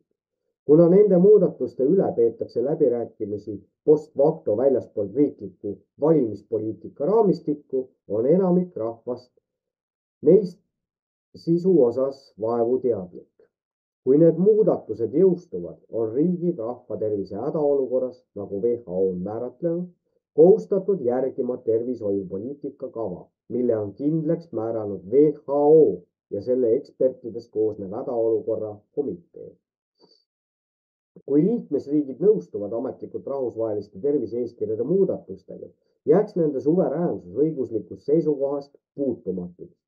Kuid niivõrd, kuivõrd nad seovad end alluma poliitiliste jõudude tahte järgi väljaspool riiklikku poliitikat, kaotaksid nad selgelt vabaduse selles valdkonnas omaenese poliitikat kehtestada ning tervishoiupoliitika ülempreestrite klass selle asemel, et esindada oma inimesi, esindaksid ülemaailmset tervishoiurežiimi, mis ületab riiklikku poliitikat. Ülemaailmselt koordineeritud rahvatervise režiimi kohaselt, mille aktiveeris WHO välja kuulutatud rahvusvaheline rahvatervise hädaolukord, oleksid kodanikud haavatavad Genfis või New Yorgis asuvate WHO nimetatud ekspertide jutumärkides tehtud vigade või tahtliku kahju suhtes, mis võivad korduda ülemaailmses tervishoiusüsteemis, kus riikide valitsused avaldavad vähe vastupanu. Avalikkusel on õigus teada 8 ohtlikku muudatust. Võtame nüüd siis jälle ükshaaval läbi siit,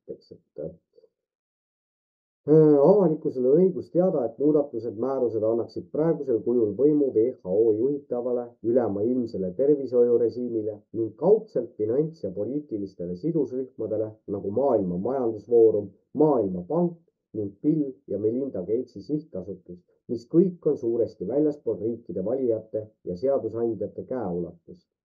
Tänase seisuga on esitatud 10 muudatusettepanekuid 2005. aasta rahvusvaheliste tervise-eeskirjade osas. Siinkohal toon välja 8 muudatust, mis mõjutavad otseselt riiklike tervishoiusüsteemide sõltumatust ja kodanike õigusi. Number 1. Riigid kohustavad järgima WHO nõuandeid suunava ja koordineeriva asutusena rahvusvahelise rahvatervise hädaolukorra ajal. Üks rahvusvaheliste tervise-eeskirjade IHR muudatustest kõlab järgmiselt. Osalisriigid tunnustavad WHO-d kui rahvusvahelise rahvatervise reageerimise suunavat ja koordineerivat asutust rahvusvahelise tähtsusega rahvatervise hädaolukorras ning kohustavad järgima WHO soovitusi oma rahvusvahelistest rahvatervise alastes meetmetes. Nagu paljud teised lepingulised kohustused, on ka teiste IHR-i osaliste vahendid selle kohustuse jõustamiseks piiratud. Sellegipoolest oleksid uute määruste osalised õiguslikult kohustatud järgima WHO soovitusi ning võivad kannatada poliitiliselt, kui nad ei täida oma rahvusvahelistest lepingutest tulenevaid kohustusi. See võib mõnele tunduda hambutu, kuid just selline pehme jõud on see, mis ajendab palju rahvusvahelist õigust järgima. Number 2. Mitte siduva keele eemaldamine. Artikli 1 eelmises versioonis määratleti WHO soovitused kui mitte siduvad nõuanded. Uues versioonis on need määratletud lihtsalt kui nõuanded. Selle muudatuse ainus mõistlik tõlgendus on see, et autor soovis kõrvaldada mulje, et riikidel on vabadus WHO soovitusi eirata. Kuivõrd alla kirjutanud kohustuvad järgima WHO soovitusi oma rahvusvahelistes rahvatervisealastes vastustes, näib tõepoolest, et sellised nõuanded muutuvad uute määruste kohaselt õiguslikult siduvaks, muutes riikide jaoks WHO soovitustest kõrvale kaldumise õiguslikult keeruliseks. Punkt 3. Viite, väärikus, inimõigused ja põhivabadused väljajätmine. Selle vabaduste koha pealt meil oli eile ühe kamraadiga vestlus. Kurat, mul on iga päev mõne kamraadiga vestlusega. Aga see selleks. Ühesõnaga, vabaduste koha pealt nii palju, et eile arutasime jah, et mis see vabadus siis on ja päris paljude jaoks ma julgen väita, Siim Kallas ütles 70% rahvast on niikuinii täielikult lollid ja idioodid või oli üks kahest, aga ega üks ei välista teist. Et mis see vabadus siis on sellise keskmise inimese jaoks nii-öelda. See vabadus on see, et aga ma saan ju tööl käia ja mul on kodu veel. See on tema vabadus. Tema saab tööl käia ja tal on kodu veel ja nädalavahetusel saab kõrtsis ennast lolliks juua ja et ühesõnaga need on meie vabadused ja rõõmud, et vot. Rahvusvaheliste tervise-eeskirjade ettepanekute üks aspekte on olulise klausli eemaldamine, mis nõuab, et määruste rakendamisel austataks täielikult isikute väärikust, inimõigusi ja põhivabadusi.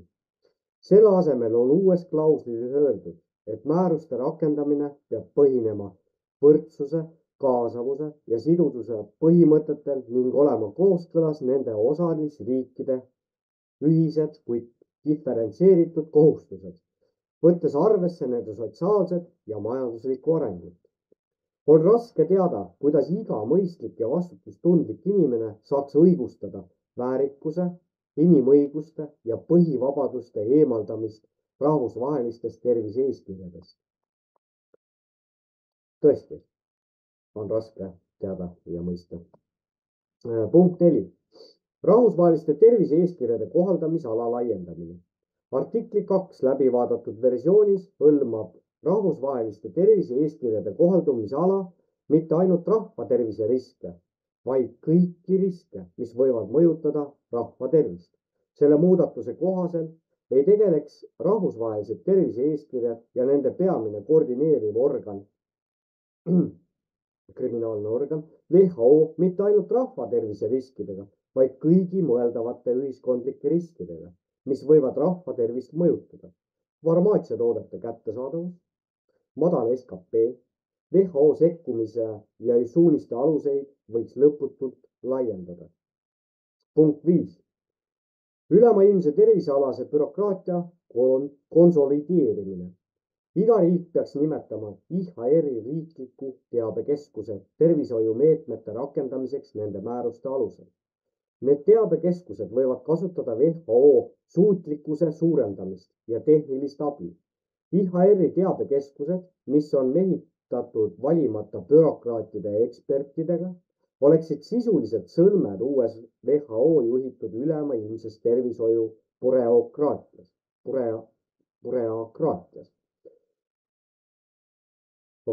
Selle uue ülemaailmse tervisealase bürokraatia muud olulised aspektid oleksid WHO roll ülemaailmsete tervishoiutoodete, sealhulgas vaktsiinide, jaotuskavade väljatöötamisel.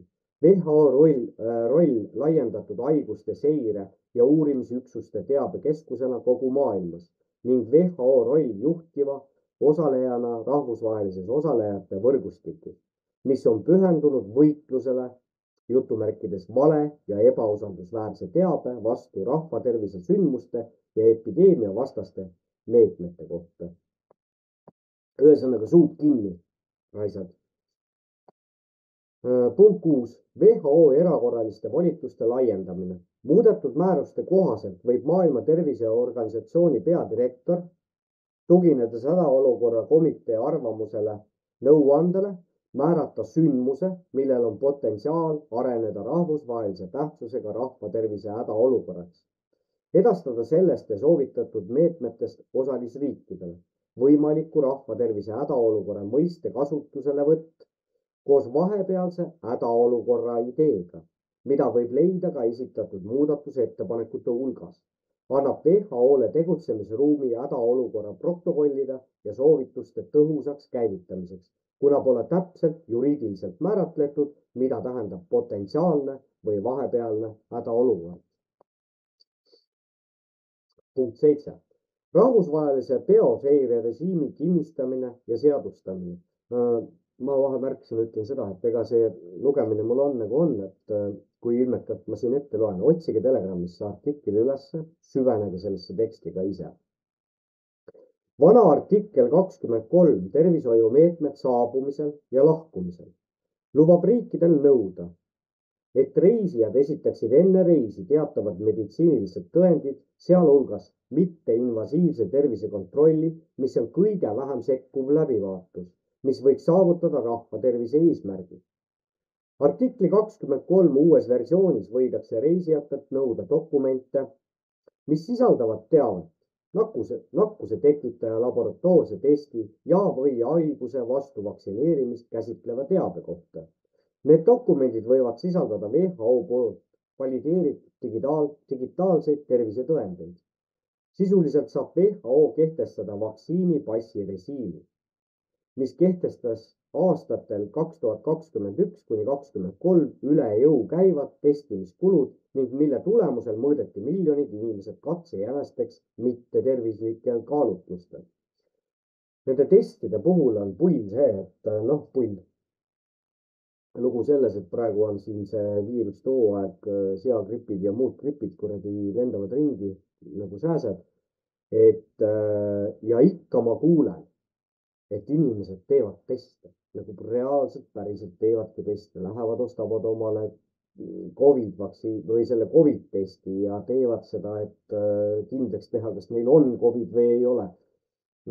Siin täna kuulsin, et üks noormees ostis endale jäi haigeks, ostis sellise testi, kus siis, nagu ma aru saan, siis selle testi või tähendab, see test annab siis nagu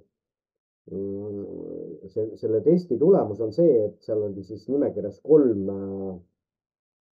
gripitüüpi vist, et kui see on positiivne, siis sul on üks nendest kolmest või midagi umbes sellist, aga kuulasin kamraadi ära ja ausalt öeldes ärge oska, mida te teete selle teadmisega. Kurat võtaks, kui sul on nohu, siis tegutse, kui sul on köha, siis tegutse, kui sul on palavik, siis tegutse vastavalt. Eks see test kui selline, see ei anna ju sulle mitte midagi, aga see on minu isiklik arvamus. Mina ei ole neid teste, tähendab ühe testi ma olen teinud, siis mul oli vaja autojuhilube uuendada ja perearst oli selline diktaator, et ta ei lasknud mind enda kabinetti ja ütles, et lased oma nina surkida, nina ma surkida ei lasknud, siis ma tegin selle kuristamistesti ja tänase päevani sünnitav, aga mis teha. Nii, 8. punkt ehk siis viimane punkt, mis siin välja on toodud. Ülemaailmsed algatused vale ja ebausaldusväärse teabe vastu võitlemiseks. See nüüd puudutab siis kõikvõimalikke selliste saadete tegijaid ja kõiki nii-öelda jutumärkides alternatiivmeediakanaleid. Tegemist on tegelikult juba ammu peavooluga ja see, mis oli ennemalt peavool, on alternatiiv. Et sealt võib minna ja käia ja lugeda neid anekdoote. Üks anekdoot, mis ma täna kuulsin või ütleme nägin, siuke väike nali oli see, et üks minu tähelepanelik kamraad Andres saatis mulle meili peale kirja, et Zelenski on nüüd meil Eestis käimas ja üldse siin Balti riikides kooserdamas, et kuskil on ta siis nüüd kirjutanud mingisuguse pühenduse või asja, see oli vist presidendi kuskil kantseleis äkki või. Ja pani mul ja see pilt ERR-is vist on ilmunud pilt sellest Zelenski kirjutatud kirjast ja allkirjad ja asjad seal all kõik kenasti. Ja kuskilt sellel samal kamraadil oli õnnestunud siis saada Zelenski pühendus, mille ta kirjutas kuskil Saksamaal äkki või. Ja need käekirjad ei klapi, David Ina ei klapi ja Andres on selline poole kohaga keeleteadlane, et küll ta juba oskab seda käekirja lugeda. Ütles, et ainuke asi, mis klapib, on vist allkiri, et seal justkui nagu ei ole kahtlust, aga et kes siis lõpuks neid kenaseid poodsaapke sinna paberi peale viskab, et kurat seda teab. Aga mis ma tahan öelda jah, et see, mis oli ennemalt peavool, on ammu juba selline meelelahutus. Jah, võesõnalt teate ise, mis siin ikka. Loeme selle 8. punkti ka siis ette. Nii WHO kui rahvusvaheliste tervise-eeskirjadega seotud riigid peavad rahvusvaheliste tervise-eeskirjade läbi vaadatud eelnõu kohaselt tegema koostööd, et võidelda vale ja ebausaldusväärse teabe levitamise vastu rahvatervisega seotud sündmuste, ennetavate ja epideemia vastaste meetmete ja tegevuste kohta meedias, sotsiaalvõrgustikes ja muudes sellise teabe levitamise viisides. Täisdiktatuur.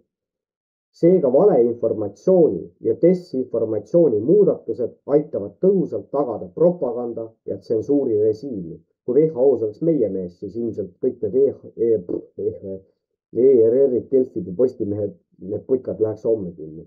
Nad tegelikult võib-olla ei läheks ka, me ei ole nii näotud kui nemad on. Ei ole muud usutavat viisi, kuidas tõlgendada vale ja ebausaldusväärse teabe levitamise vastu võitlemist. Ja just nii on desinformatsiooni vastaseid meetmeid tõlgendatud alates 2020. aasta algusest, kui käivitati täiemahuline geopoliitilise eesmärke silmas pidav operatsioon. Nende ja teiste rahvusvaheliste tervise-eeskirjade kavandatud muudatuste ühine mõju oleks WHO ja selle peadirektori meelitamine WHO patroonide erihuvidele tugineva keeruka ülemaailmse tervishoiualase bürokraatia etteotsa. Bürokraatia, mida juhitaks koostöös riigiteenistujatega ja WHO välja antud nõuandeid ja soovitusi rakendavate asutustega, mida osalisriigid on õiguslikult kohustatud järgima. Kuigi on tõsi, et rahvusvahelisi lepinguid ei saa sunniviisiliselt jõustada, ei tähenda see, et rahvusvaheline õigus oleks ebaoluline. Äsja muudetud määruste kohaselt toetaksid ülimalt tsentraliseeritud rahvatervise bürokraatiat, rikkalikud rahastamismehhanismid ja seda kaitstaks rahvusvahelise õigusega. Rahvusvaheline õigus on tuumapomm, eks. Selline bürokraatia kinnistuks paratamatult ja põimuks riikide bürokraatiaga ning muutuks pandeemiate kavandamise ja sellele reageerimise poliitika kujundamise struktuuri orgaaniliseks osaks. Kuigi riigid võiksid teoreetiliselt sellest bürokraatiast mööda hiilida ja taganeda oma rahvusvaheliste tervise-eeskirjade kohastest juriidilistest kohustustest, valides teistsuguse tee kui WHO soovitatud, oleks see üsna kummaline. Seistes silmitsi ühe või mitme alla kirjutanud riigi vastuseisuga, võivad WHO ja tema partnerid avaldada sellisele riigile survet oma ediktide täitmiseks, häbistades teda oma juriidiliste kohustuste täitmisel või vastasel juhul võivad teised riigid noomida riiki renegaadi rahvusvahelise terviseohtu seadmise eest ning avaldada poliitilist, rahalist ja diplomaatilist survet, et tagada nõuete täitmine. Seega, kuigi IHR tegutseks riigiametnike suhtes leebemalt kui riiklikud määrused, ei oleks see kindlasti jõuetu ega poliitiliselt ebaoluline. Ühe ülemaailmse tervishoiualase bürokraatia mõju inimeste elule võib olla üsna dramaatiline. See püstitaks rahvusvahelise õigusega legitiimse ülemaailmse tsensuurirežiimi, muutes ametlikult sanktsioneeritud teabe vaidlustamise raskemaks kui kunagi varem. Ja see muudaks rahvusvahelised rahvatervise vastused veelgi orjalikumalt sõltuvaks WHO direktiividest kui varem, heidutades sõltumatuid eriarvamusi tekitavaid vastuseid. Üks asi, mida kogu see milleni see pull viib, on see, et me oleme vastu kõik metsalennad. Aga võtke seda kui kujundit, mitte sellised, nagu kunagi olid, vaid vähe teises kontekstis. Ühesõnaga meid taotakse põranda alla.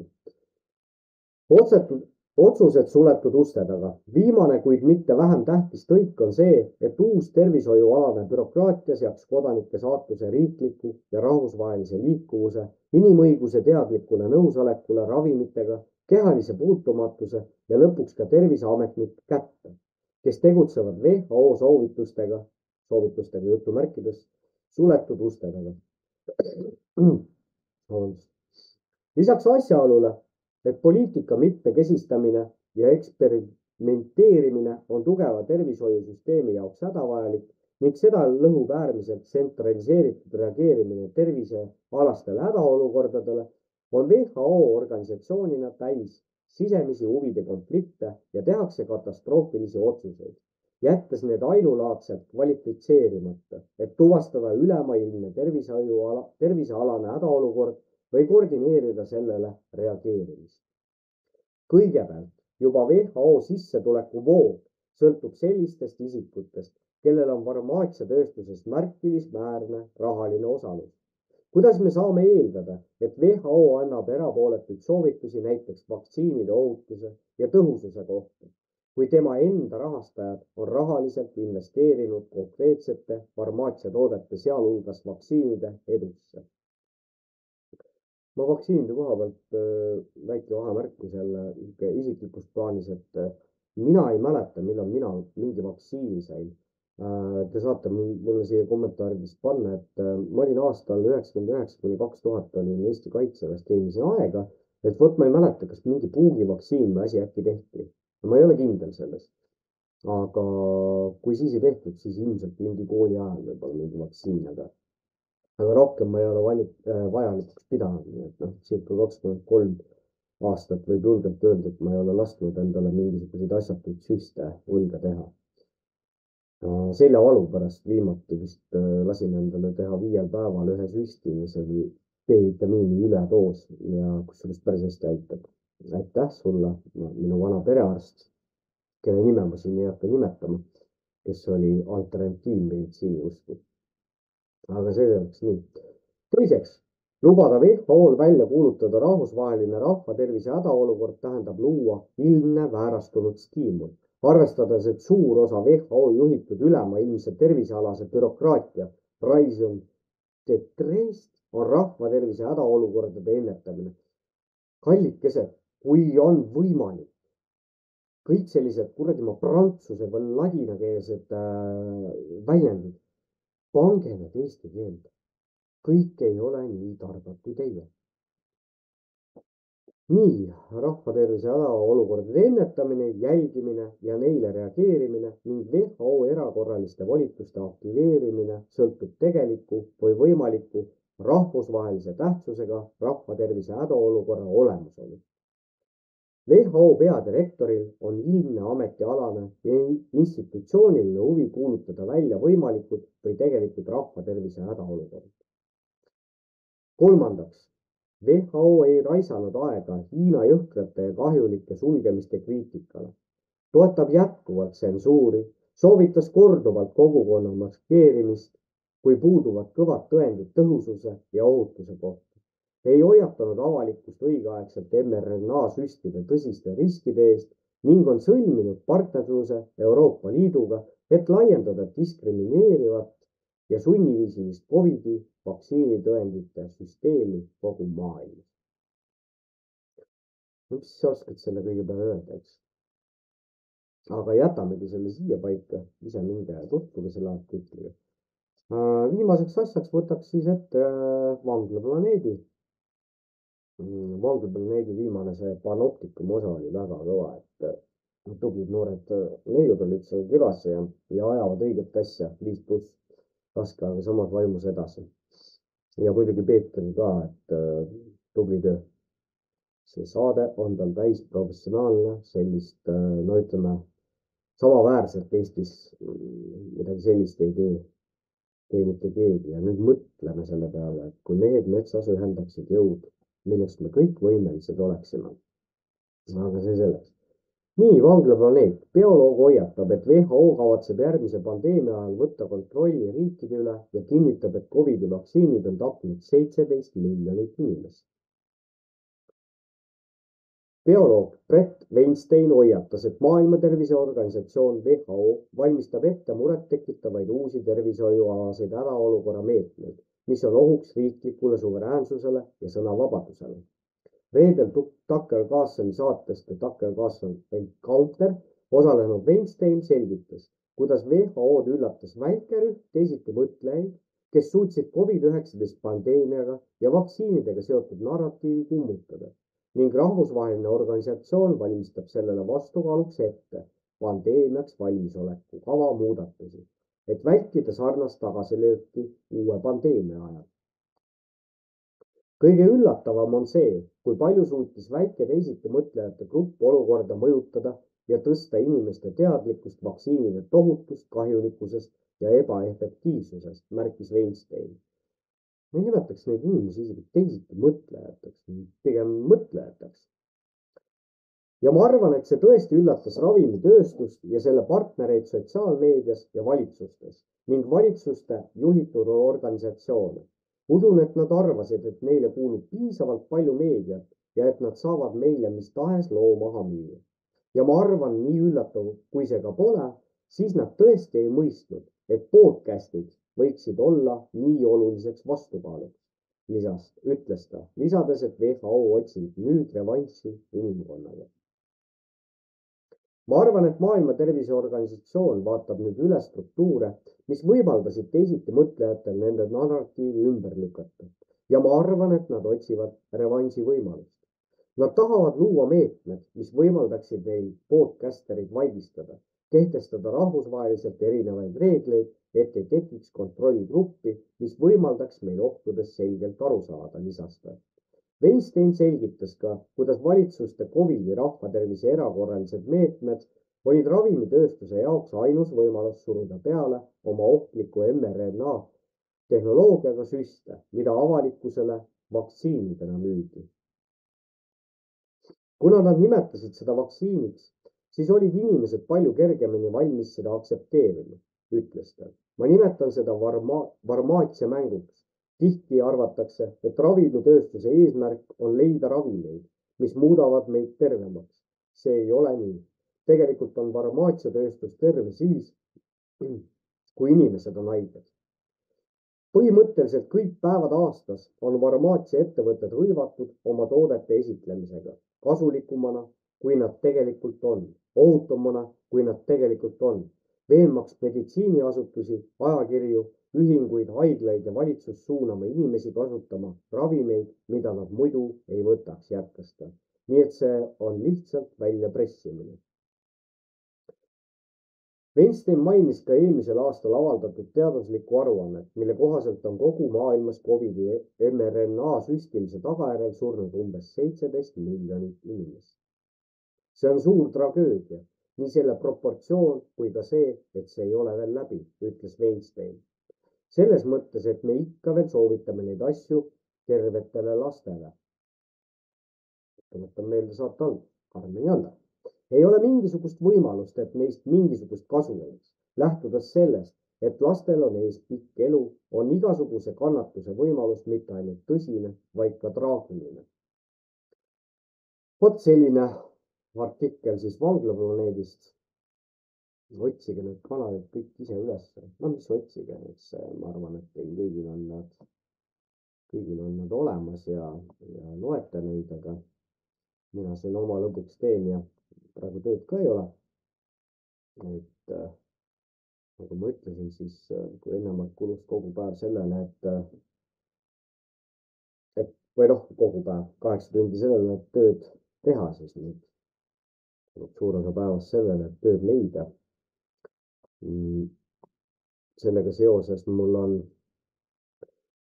ühesõnaga minu sõbrad, head ja tuttavad teavad, millises olukorras ma hetkel praegu olen ja on soovitanud ka panna siia oma saadete alla siis oma viited siis kontonumbrid ja asjad, et kui inimesed, kes minu saateid vaatavad ja kuulavad ja peavad seda vajalikuks, et võib-olla siis oma tegevust veel, kuidas öelda, suurendada ja nagu ma olen rääkinud seda raadioideed ka, et ausalt öeldes ma ei ole selleks valmis, et mulle ausalt, endale ei meeldi sellised asjad aga vaatame, kui tuleb õige päev, siin näete, ma kohe näitan teile, siin on siis need pudinad, mis on mul selle sisse helistamiseks vajalikud. Täna seadustasin nüüd lõpuks üles.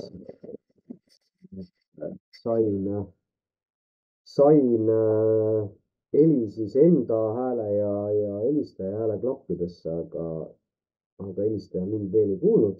Aastal 8-9 päev on kamraadiga väike selline töökõne Skype'i vahendusel ja siis katsume need helid paika saada, nii et teile teadmiseks, et ma ei ole seda saadet ära unustanud. See saade tuleb. ta tuleb siis, kui on õige aeg, siis kui kõik süsteemid juba toimivad ja mis puudutabki neid kontonumbreid või asju või kellegi käest millegi küsimust, toetuse küsimist, siis enne mune, siis kaaluta. Et ma katsun ikkagi asjad nii kaugele saada, et mul on ka midagi ette näidata. Vot, aga selle raadio selle, kui teeme, siis teeme selle kõik teiega koos ära. Ma tahtsin tegelikult üks selline leht, vanasti ta oli Roppu pealkirjaga, MV lehti, et see on üks Soome väljaanne. Siin oli ka üks huvitav artikkel, mida ma siin paar päeva tagasi no näete, siin kirjutab ka siis sellest, et kuulus bioloog hoiatab, WHO võtab osariigid üle järgmise pandeemia puhuks ja see järgmine pandeemia tuleb. Kohe otsin selle viimase asja veel ülesse, viitan sellele ja siis saate selle ise lugeda. Okei, ja nüüd ta nagu kurat jõusta mulle ei anna seda. Okei, las ta siis jääb. Ega mul on juba, näed, üle pooleteise tunni. Lugu tuleb ka veel lõppu, eks ja ega need laulud ei ole pandud siia ette taha niisama, et nagu ma olen öelnud, et need on, võtke neid kui kujundeid. Kui mul oleks oma raadiojaam, siis umbes midagi sellist ma muusikana seal ka ette mängiks, et lood, millel on viisi, lood, millel on sõnumit. Ja kui kogu selles pasas ulpida, kas või seesama, mida ma teile siin kõike täna esitlesin või siin võtame Tiit Madissoni raamatus kirja pandud ja kui kogu sellest pasas ulpida, siis et mõistuse juurde jääda ja tervist päris käest ära ei läheks, siis nende samade ilusate lugudega ma tegelikult ennast ka, kuidas öelda, siis maandan ja soovitan teile sellist muusikalist teraapiat ka endale, et vot sellised lood. Aga selline sai see tänane näljamängude saade, et vaatame, mis siis järgmine kord saab. Ilmselt ikkagi ma loen raamatut. Ma tahan teile ka selle Eesti saatuse ette lugeda. Mul on siin tegelikult sellised artiklid, mida ei ole kuskilt enam võimalik saada, vähemalt mitte Google'ist. Et lugeda neid asju teile siin ette ja tutvustada seda meie lähiminevikku 20-30 aastat, mis on siin teatud isikute poolt, endiste ja praeguste allilma liidrite poolt korda saadetud. Ja näiteks allilma liidriteks pean ma ka meie esipoliitikuid ja võtame kui erakondasid, või tähendab neid erakondasid võib võtta ka kui grupeeringuid. Ja üks esindab oma piirkonda, oma valijaskonda, oma seltskonda ja nii need asjad käivad, aga lõpetuseks veel kord. Kordamine on tarkuse ema. Mitu korda esineb Eesti Vabariigi põhiseaduses sõna erakond? Vastake endale ausalt, kuidas te tunnete, kuidas te arvate ja siis minge ja laske põhiseaduses silmadega üle. Ei saa, näed, mul oli tegelikult üks asi veel plaanis. See võtab mõne minuti aega, et ega siin midagi, ega mul mingist ajalist limiiti ei ole. Siiani tarkade protokollid, 4. protokoll. Loen selle kiiresti teile ette ja siis selleks korraks jätta mülastada. Iga vabariik teeb läbi mitu arenemisastet. Esimene neist avaldub alguspäevil pimeda hullumeelsusena, mis mässab paremale ja vasemale. Teine seisab demagoogias, milles sünnib anarhia ja mis viib omakorda despotismile, kuid mitte enam seaduslikule ja avalikule, seega vastutavale, vaid nähtamatule ja tundmatule ja ometi mitte vähem tuntavale despotismile, mille taga peitub mingi salaorganisatsioon, mis tegutseb seda hoolimatult, mida varjamatult ta töötab oma agentide selja taga. Agentide pigev vahetamine aina suurendab salavõimu, vabastades ta kohustustest kulutada oma ressursse tasuks enne tähtaega lahkunutele. Kes ja mis võib kukutada nähtamatut võimu? Ja meie võim on nimelt nähtamatu. Näiline vabamöörlus on tema ja tema sihtide varjamiseks. et selle võimuplaanid ja isegi tema asupaik jääb rahva eest alati varjatuks. Ja vabadus, kui ta toetuks usule Jumalasse, inimkonna vendlusele ilma võrdsuseta, mis ei sobi loodusseadustega, võiks ju olla kahjutu ja isegi kasulik riiklusele. Sellise usuga rahvast juhiks koguduste eest seisused. Ta elaks vaikselt ja rahulikult oma hingekarjaste hoole all, alistudes Jumala korraldustele maa peal. Vaat seepärast meil ongi tarvis õõnestada usku. Kiskuda inimeste peast täielikult välja isegi Jumala ja vaimu printsiip ja asendada kõik aritmeetiliste arvutustega ja materiaalsete vajadustega. Et inimesed ei jõuaks märgata ja mõelda, tuleb neid suunata tootma ja kauplema. Nii haarab kõiki rahvaid omakasu, mille eest võideldes ei märka nad oma ühist vaenlast.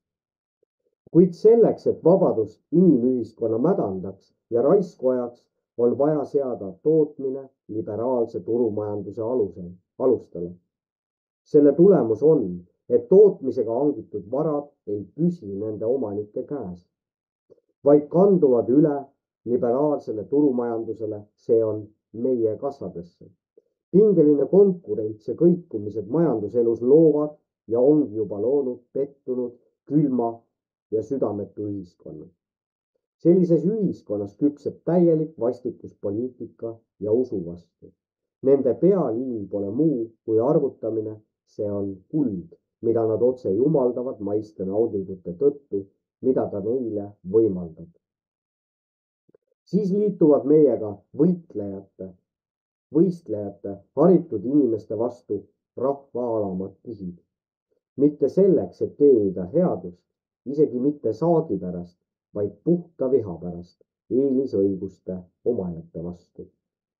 Siia on tarkade protokollid, poliitiliselt korrektsed protokollid, protokoll number 4.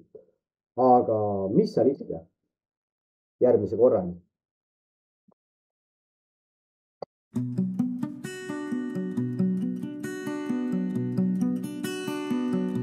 Süda, kui sa ruttu tõused, kuumalt linnast tuksuma, kui su nime suhu võtan, püha Eesti Isamaa. Head olen näinud ja paha, mõnda jõudsin kaota, mõnda elus jätama. Sind ei alunusta. Sinu rinnul olen hinganud.